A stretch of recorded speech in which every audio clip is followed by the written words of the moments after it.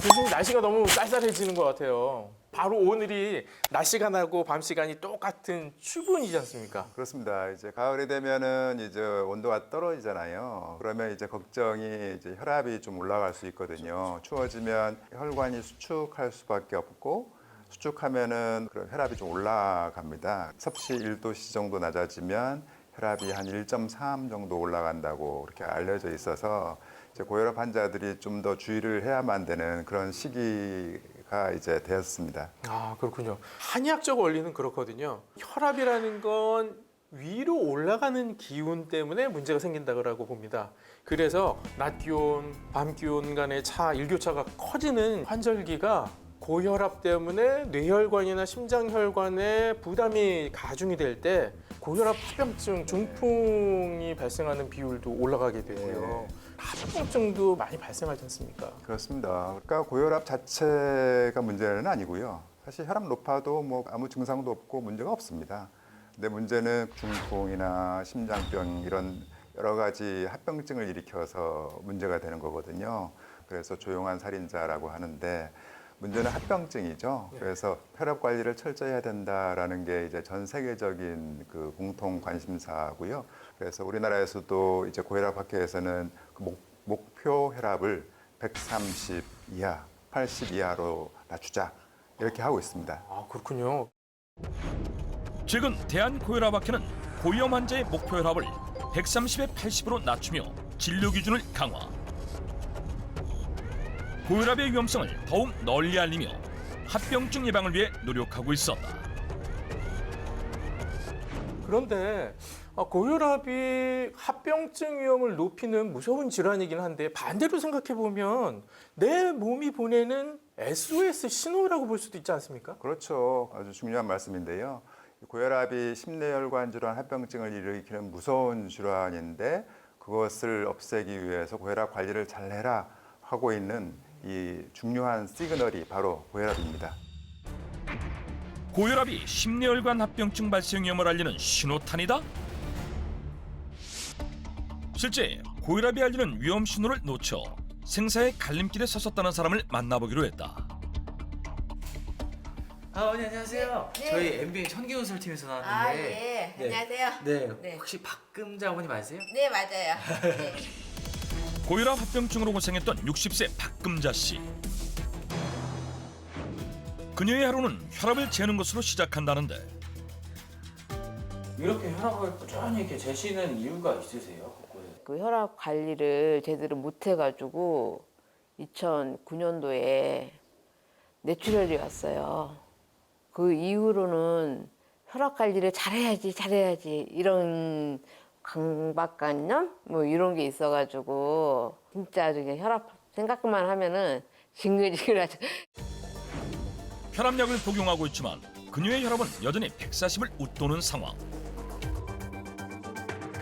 하지만 이 수치도 과거에 비하면 많이 낮아진 것이라고 하는데 제가 눈이 좀 침침하고 좀 흐릿하게 보이는 것 같고 눈에서 눈물도 나오고 해서 안과를 갔었어요. 진료를 받고 내려오다가 그 자동 혈압기가 병원에 있잖아요.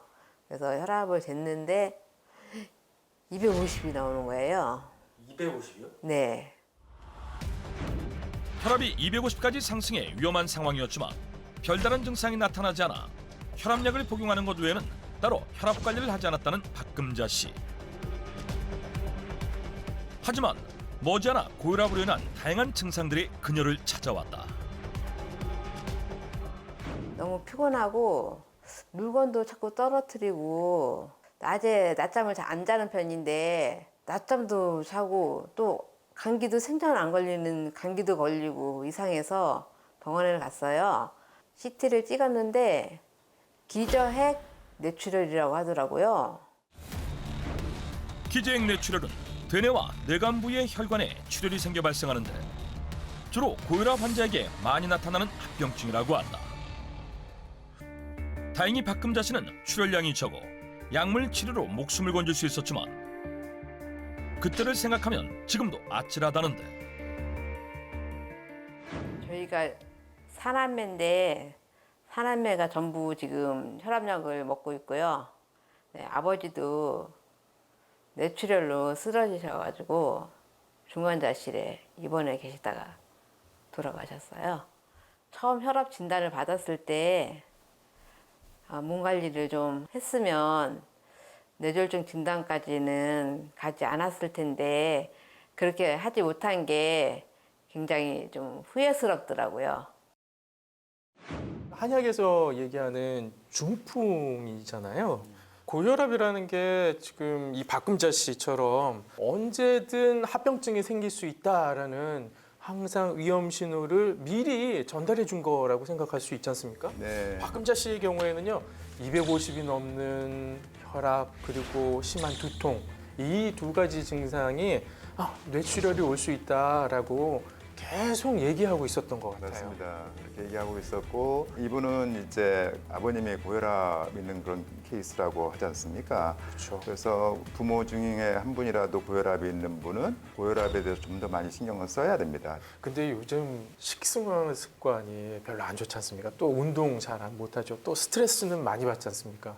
이러한 것들 때문에 가족력이 없다 해도 이제는 고혈압은 온 국민이 대비를 해야 되는 그러한 질환인 것 같습니다.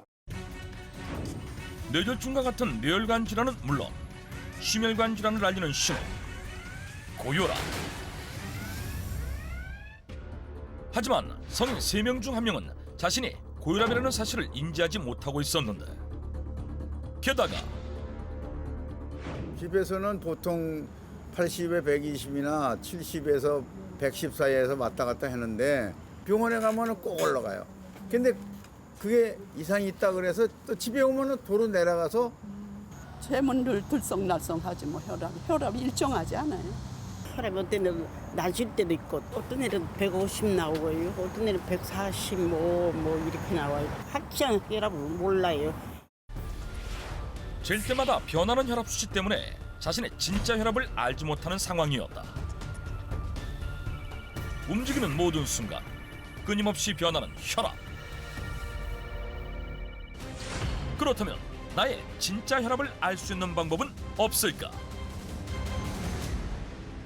지금까지 혈압을 가장 정확하게 잴 수 있는 방법은 24시간 활동 혈압을 재는 겁니다. 그래서 15분 내지 30분마다 혈압을 계속 측정하는 것입니다.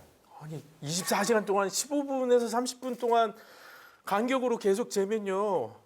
1시간에 15분 동안 재면 4번씩 재잖아요. 그럼 24시간이면 거의 100번 가까이 혈압을 재야 된다는 얘기시잖아요. 네, 그래서 꼭 필요할 때는 그렇게 재는데 현실적으로는 좀 그렇게 되기가 어렵죠. 네, 그럴 것 같습니다. 그래서 딱 이제 두 가지 그 방법만 이제 기억을 하시면 됩니다. 두 가지만요? 예, 그 첫 번째는 아침에 집에서 재라입니다. 집에서요? 네, 그래서 병원에 오면은 이제 혈압이 높아지지 않습니까? 그래서 흰가운 고혈압이라고 얘기할 정도로 흰가운만 보면은 긴장해서 혈압이 올라가는 현상을 얘기하는데 대부분의 사람들은 아침에 일어나서 혈압이 올라가다가 저녁에 떨어지는데 반대인 사람도 있거든요. 네. 연구에 의하면은 아침 혈압 비교했는데 135 이하인 경우, 165 이상인 경우 비교했더니 뇌졸중 위험이 한 7배 정도 차이가 난다는 거예요. 근데 저녁 혈압에 따른 변동은 그게 크지는 않고요.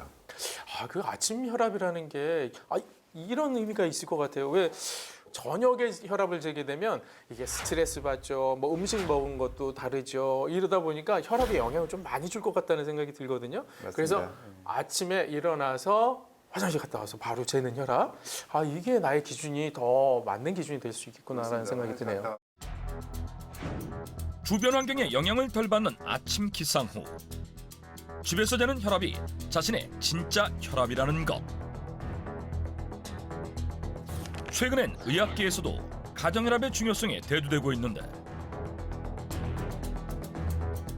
국내는 물론이고 유럽, 미국 등 외국에서도 가정혈압을 측정해 고혈압 치료에 활용하고 있었다. 이때 중요한 것은 가정혈압의 경우 135에 85 이상을 고혈압으로 진단한다고 한다. 나의 진짜 혈압 확인하는 법. 아침에 집에서 혈압을 측정하라.